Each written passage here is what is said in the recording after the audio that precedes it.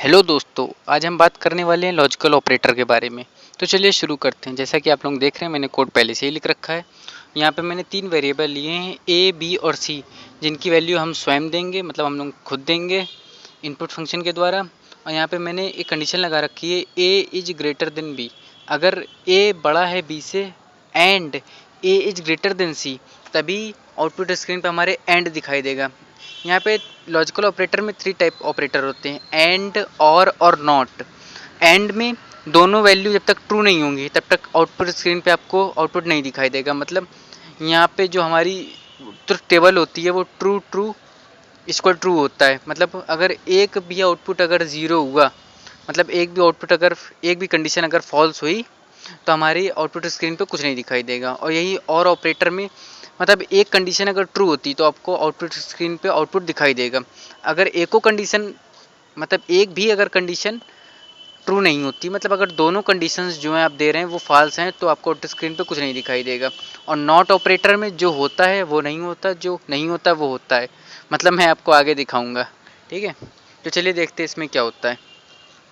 यहाँ पे अगर मैंने ए की वैल्यू 6 दे दी और बी की वैल्यू 4 दे दी और सी की वैल्यू 3 दे दी, तो आपको यहाँ पे एंड दिखाई देगा। क्योंकि यहाँ पे देखिए A is greater than B and A is greater than C, मतलब दोनों कंडीशन यहाँ पे ट्रू हैं, तो आपको एंड दिखाई देगा। मतलब यहाँ पे एंड ऑपरेटर चला।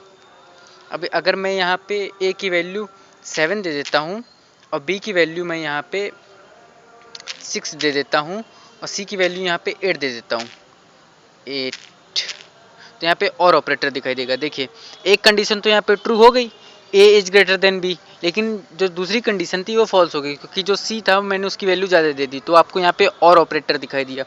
तो आप लोगों को यहाँ दिखाई दिया कि एंड में दोनों कंडीशन ट्रू होना जरूरी है, और में अगर एक कंडीशन भी ट्रू है तो आपको आउटपुट स्क्रीन पे आउटपुट दिखाई देगा। तो चलिए देखते हैं नॉट ऑपरेटर क्या होता है।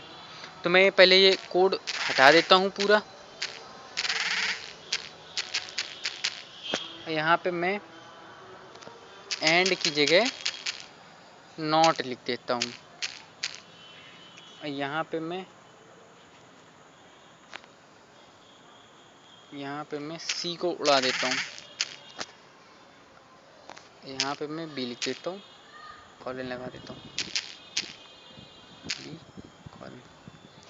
यहाँ पे मैं ए और बी की वैल्यू दूंगा। अगर ए इज ग्रेटर देन बी है, समझ रहे हैं आप, अगर ए इज ग्रेटर देन बी है तो ये जो कंडीशन है ट्रू होगी। लेकिन नॉट ऑपरेटर लगा है तो ट्रू होने के बाद भी आपको आउटपुट स्क्रीन पे कुछ नहीं देगा, बल्कि मैं यहाँ पे एक एल्स स्टेटमेंट लिख देता हूँ कि अगर ये कंडीशन ट्रू नहीं होती तो क्या होगा।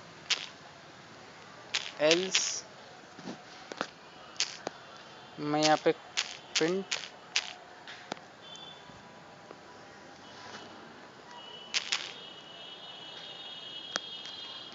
फॉल्स लिख देता हूँ यहाँ पे।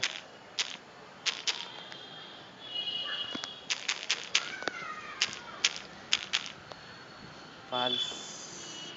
यहाँ पे अगर कंडीशन ट्रू होती है तो आपको यहाँ पे नॉट दिखाई देगा, अगर कंडीशन फॉल्स होती तो आपको फॉल्स दिखाई देगा। तो चलिए देखते हैं क्या होता है।